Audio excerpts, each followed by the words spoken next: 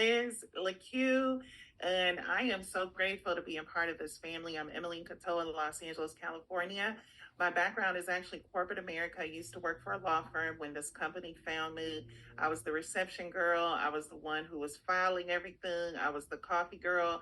I was the one that everyone trusted in the office to run errands and go to their house because you can't let everybody inside your house.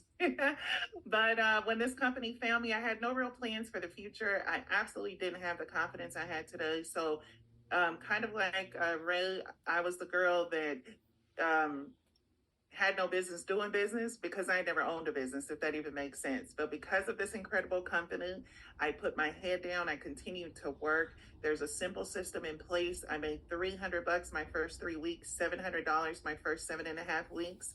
And of course, that caught my attention. Then a few short years later, part-time, I hit the top position from behind a typewriter in a cubicle.